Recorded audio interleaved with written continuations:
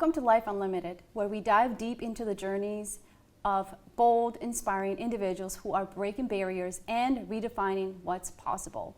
I'm your host, Nora, and today's guest is the powerhouse of purpose and resilience. Joining me is Kris Fabbri, the founder of Shift Studios, the first of its kind mental health-based fitness studio. Kris has created a revolutionary space that fuses movement and healing through mood-based spin classes, strength training, and restorative yoga and meditation.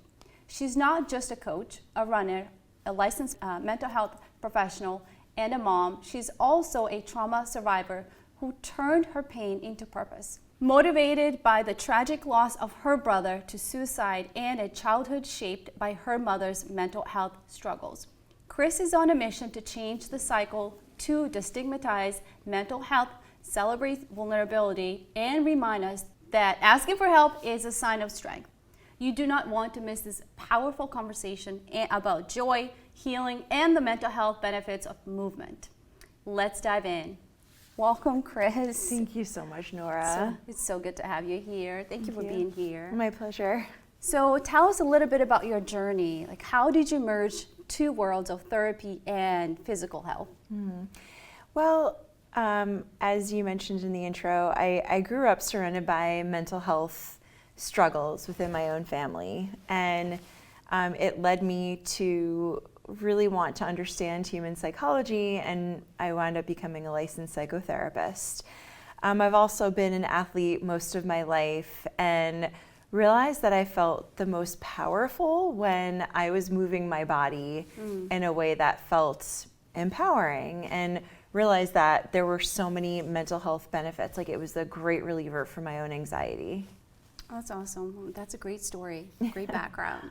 How does regular movement or exercise impact our mental health from a neurological and emotional perspective? Yeah, there is a whole beautiful bath of neurotransmitters that your brain gets to kind of sit in when we exercise. And especially though when we're exercising with wonderful people in a great community and we feel safe and we feel supported.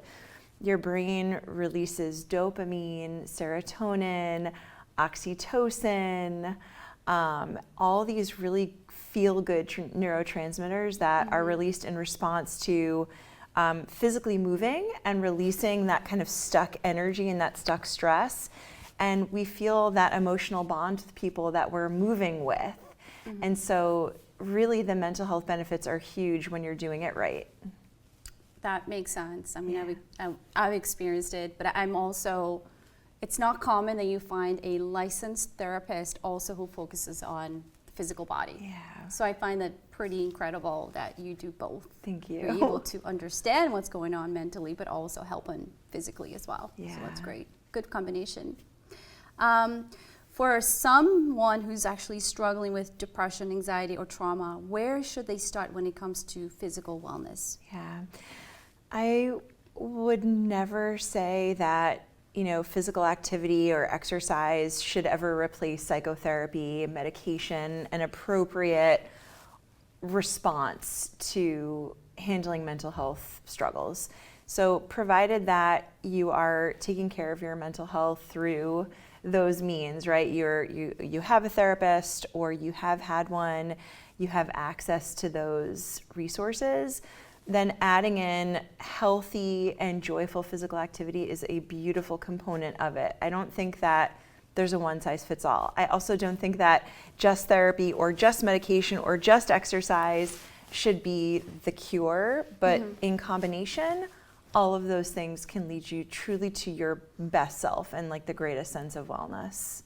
That's awesome. Absolutely right. If you need help with depression, seek the appropriate help for that. Absolutely. But like you said, there's a lot that can be done by physical movement as well, right? Yeah. If you're moving, that means your body's functioning better. Also, we talked about nutrition in the past shows, and that has a lot to do, right? So you're doing a combination of taking care of yourself, eating healthy, sleeping, resting, and all those that we should be doing on a regular basis. Right, and having that social connection, because isolation is a huge part of mental wellness. So That's true too, and that's great that you actually provide that within your studio. What's your advice for someone who feels stuck, mentally drained, and physically unmotivated? yeah. Well, I try to tell everyone, we always think that we're going to get hit by this lightning bolt of motivation, and that is not how it happens. No one is suddenly miraculously motivated to go to the gym and get a workout in. It's never going to happen. What you have to do, and this is what is hard for people to realize, is that you have to take action first. So motivation does not drive action, but it's the other way around. You take action, you do the thing that scares you, you realize the benefits are so big, and you feel that reward after taking action. And the memory of that is what will drive motivation to continue.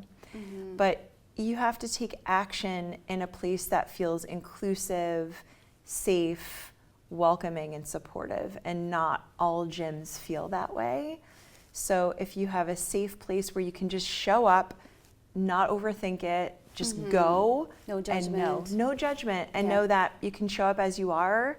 That's a beautiful And place you to do not start. need to wear makeup to show up at No. the gym. Please don't wear makeup. You're ruining your face. No, and you don't have to wear a certain kind of clothing. Right. Literally show up in whatever We're you feel all comfortable people. in. We know what we look like without Yes. makeup. So just show up as you are Yeah. and have the right mentality. But, I think a lot of people struggle with the motivation part because, it's easy to start, right? And they'll do it for a month or two, and then they crash and give up because it's Right. too hard. Or Right. a lot of them don't see results right Yeah. away. Yeah. And I'm done. It's not working for me, so I'm going to give up. It tends to happen a lot. I'm sure any gym membership, facility would be able to come here and say, yes, we see the numbers drop, or they continue to pay, but they don't show up. Yeah, right? exactly. And it's sad because, like we said, it's a lot of that has to do with motivation, but also setting goals. Why do you want to do this in the first place? Yeah, What is your why? right. And then, also having an idea as to, if you have a particular goal, like losing weight, for example, you have to have a plan how you're going to reach that goal. Not, Right. You're not just going to get there by working out, right? You may Right. have to change your mentality, right? Why, how am I going to get there? Have a plan. So I don't know if you focus on that, but I'm sure you have ideas that you can guide these individuals that come to you and say, what is your reasoning for being here? Yeah. How can I help you? And then some people want to just get out of the house and socialize and just feel good. Exactly. And that's okay too. Absolutely. You don't have to have a purpose to work out. Right. Your purpose can be you enjoy it. Yeah, You have fun. that's the goal, yes. Yes. So how do you help your clients shift their mindset from punishment, like I have to work out, to empowerment, I get to move my body? Right. It's embedded in the culture at Shift. It's what we do. It's who we are. I get to know every single person who comes there, and I make sure my coaches do as well. And we take care of each other like family. I always tell people, look, if you show up and you're having a hard day, you can ignore me. You can lay on a mat and pull out the foam roller and stretch and lay around and do whatever feels good to you. You can I have a little free library of self-care in the lobby. That's awesome. So if people feel overwhelmed, they can take a break and just sit and read a little self-guided meditation and come back when they're ready. So I think it's just about showing up authentically. I always tell people, you don't have to show up if you feel 100%. Come if you're at 12%. And if you give 12%, you're giving 100%, right? But we're gonna feel up here sometimes and down here, most of the time somewhere in between. Right. Don't just come when you feel happy, in a good mood. I tell, come and cry, rage, yell, not at other people, Be but yourself. just come and be you, and we got you. Yeah. Good. I think that's incredible. Are there any specific types of movements or workouts you recommend for people dealing with like chronic stress or emotional burnout? Yeah.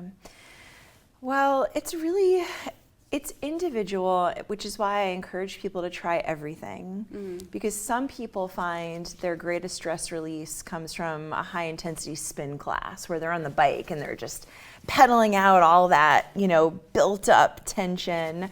Other people love lifting, right? Or doing like core work. They like the feeling of strength and empowerment in their muscles. Yeah.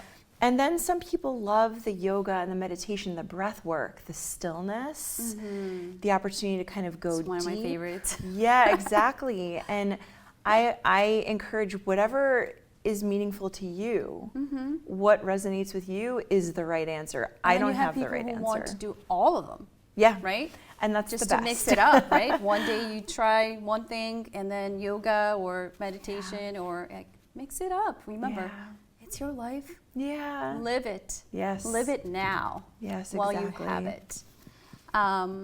So how can people set realistic goals that support both their emotional and physical well-being without falling into like toxic fitness cultures? Yeah. Well, patience. Patience is key.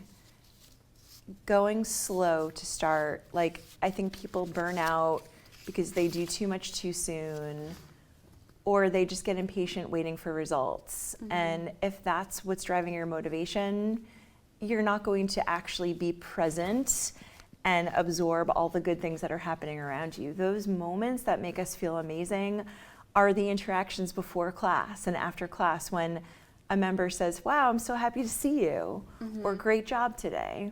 Or the silly moments during class when, like I mess up, my coaching, or a song comes on that we all know and we start singing. Yeah. Those are the moments that are just so beautiful and meaningful. And I think that's what keeps people coming. It's the community. It's the community that is just so joyful We do need and people. welcoming. Yes, we need people. I was actually writing an article earlier this morning, which I haven't published yet, about love. Yeah. Why do we feel love? And also, why do we feel pain if somebody passes? It could be a pet or it can be a person. And, I came to the conclusion that we feel the pain from that person that you loved because you were missing something internally, like within yourself. And that person fulfilled that within you. So now when that thing is gone, it's missing and you have like chaos within yourself, right? Yes. And you have to find that. You have to fulfill that need. So that's where depression, anxiety, and panic attacks, and you start having these difficulties in life because that hole is still there. And yet you haven't figured out how to fill that. Right. So I can't wait to publish that and just kind of help others understand that a little bit more, because we as people don't have full understanding of ourselves, right? There's different parts that we're missing, right? So if, your studio has that ability to help the people and the community come together, I just don't see a reason why someone wouldn't just show up. Right. It just makes sense. Thanks. So my next question was going to be, how important is community in healing, and how do you create that at Shift Fitness? Like, how do you bring the communities together? Yeah, it's everything. It's the foundation of what we do and who we are. We support everybody who comes in. A few examples, we try to give back. So we've had a few fundraisers this year. We did one for the Wounded Warrior Project. We did one, so a member lost her brother to suicide a few months ago. And I said to her, look, I am so sorry that you're part of this club that I wish no one had to be part of. Yeah. But I know that for me, the one thing I can do that has helped me over the years is to take action. I said, so how about we do a big fundraising event in honor of your brother, Paulie? And we'll do a fundraiser for NAMI, the National Alliance on Mental Illness. And she said yes, and for the first time I saw like light in her eyes again. Oh, that's incredible. And she said, yes, let's do it. And we did this amazing fundraiser. It was like an all-day event, early April. We raised over $5,000 for NAMI. Wow, and congratulations. It was just such a deeply meaningful thing that we did to give back, but also to support our community, you know, people felt bonded by the mission. Yes, absolutely. I mean, And so that community element, like we will do whatever we can to support each other in our best moments and our hardest moments too.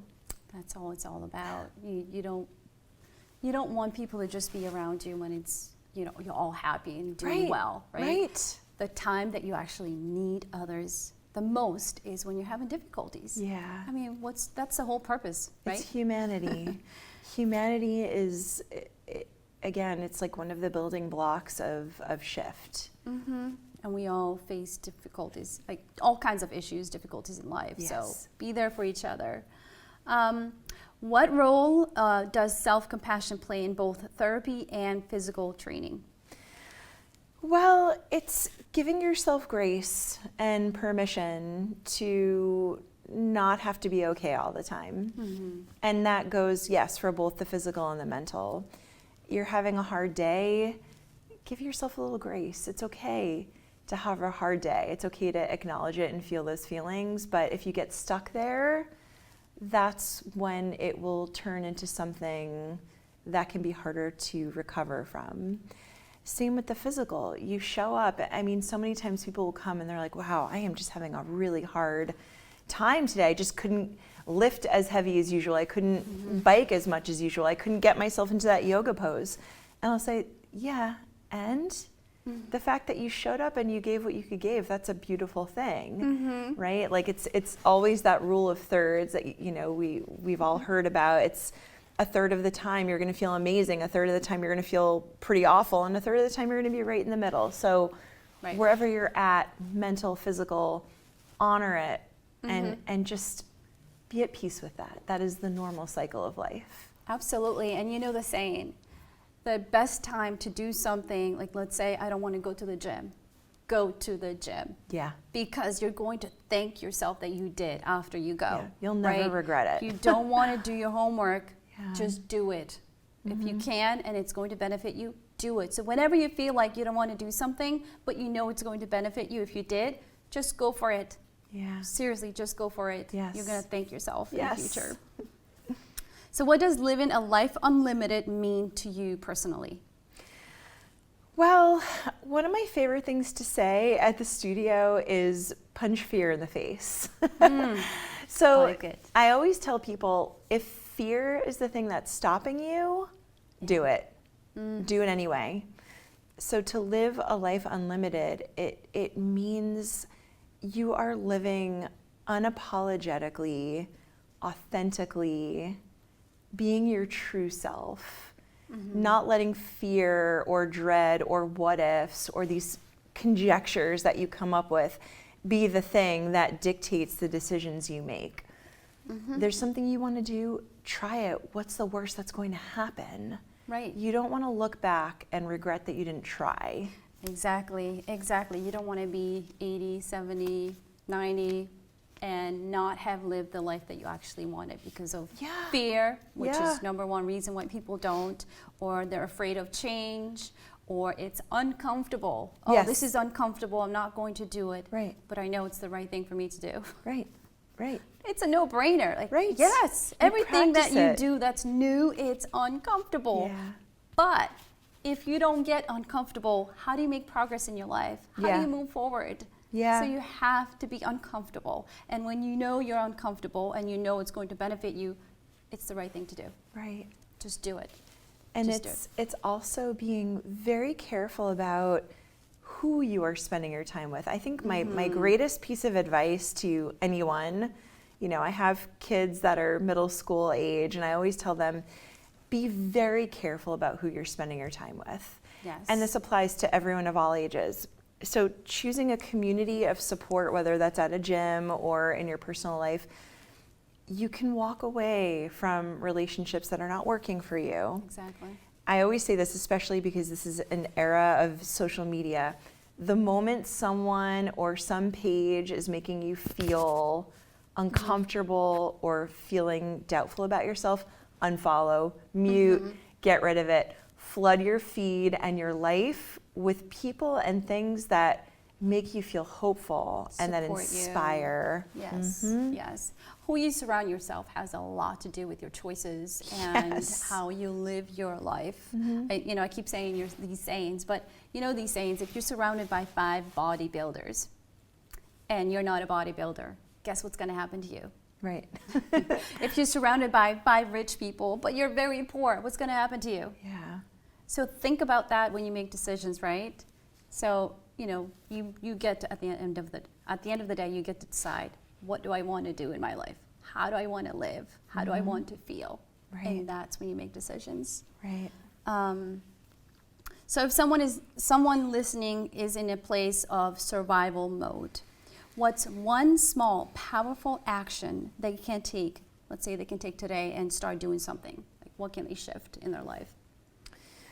Well, I would say, I kind of have 2 answers. So one, if it's really kind of clinical, like I'm having trouble functioning on a basic level, always 988, right, is a wonderful resource for people.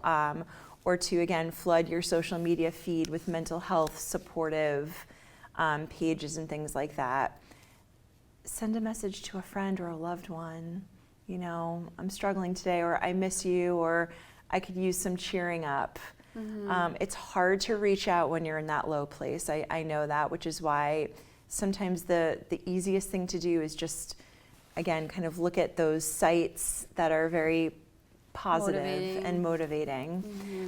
If you're sort of in this survival mode of, okay, I'm feeling stuck, I don't know what to do, I know these are the things I should do. This is why I created Shift, because I want it to be a safe, beautiful workout space for people to come as they are. And if you're in survival mode, you just show up. And it sounds so silly, but it is a literal, genuine guarantee that you will feel better, because the classes are designed for people of all levels and all abilities. And the people who come are so loving and warm that you feel like you've just stepped into like an emotional support group, but we're working great, out and though. having That's fun with it. good to have. Yeah. That's what you want in a place. Yeah, that's awesome. So, big question. What's next for you and Shift Fitness in supporting whole person health? Yeah. Well, it's a great question, and there's a lot of things that I have in mind, kind of short term and long term. But for the shorter term goals, we have just added a social run walk group, and we're calling it Team Shift Happens. Nice. So it's for people to just come, and they can bring dogs, they can bring babies and strollers, but it's just to get together and to move our bodies outdoors now that it's getting nice out. And so we have that.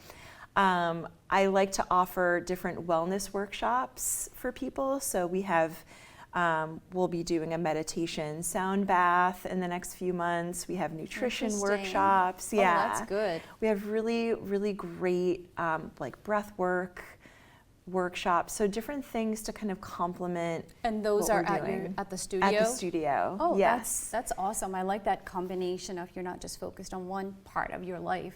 Right. Just kind of looking at the big picture. Right. That's good.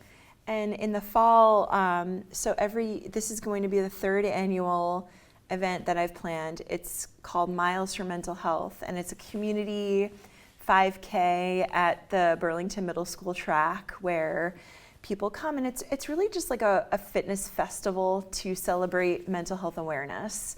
And we have a DJ, and it's a beautiful event where people come with their families, and you can walk, run, skip, dance, crawl around the track.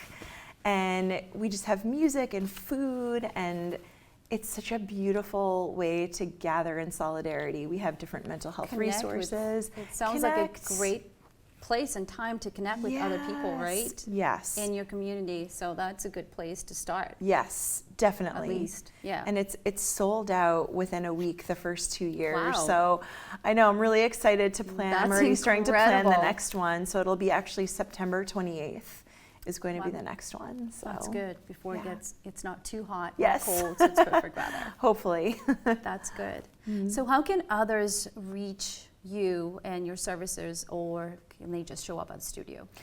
I always welcome people to contact me however they're comfortable. So whether that's you just show up, I welcome anyone to just walk through the door if that's what they want to do. They can go to shiftstudios.me, that's the website. They can email me. So all that information is on the website. They can contact me, call me, whatever works. I'm happy to help answer people. I'm also on Instagram and Facebook, so they can look up the studio there, and I respond to people within a day. So. That's awesome. Is that Shift Fitness on the social media, or what? Right, so on Instagram it's Shift Woburn. Okay. And then on Facebook it's just Shift Studios, or it's just my personal page, which is Kris Fabbri. Awesome. So, yeah. Okay, that's good. Yeah. Well, anything else you'd like to share with the viewers that you think might benefit them? Just that you are capable. Mm-hmm. You are. People are so scared because they think they're not going to fit in, or they have never exercised before. And I've had those people come through the doors and they feel so happy and supported. And I promise it is all levels. So people who have never worked out will get the benefits right next to a person who's been working out their whole life. And I make sure every class accommodates all levels, and that we are really getting together for a bigger purpose. I think it's incredible. I like your mission to want to change and help others. Yeah. And I'm all for that. Thank you. So again, Kris, thank you so much for being here. And I love what you're doing, and I will do whatever I can to support you with that. Thank you so much. So thank you for being here. My pleasure. It's been good to have you here. Thank you, Nora.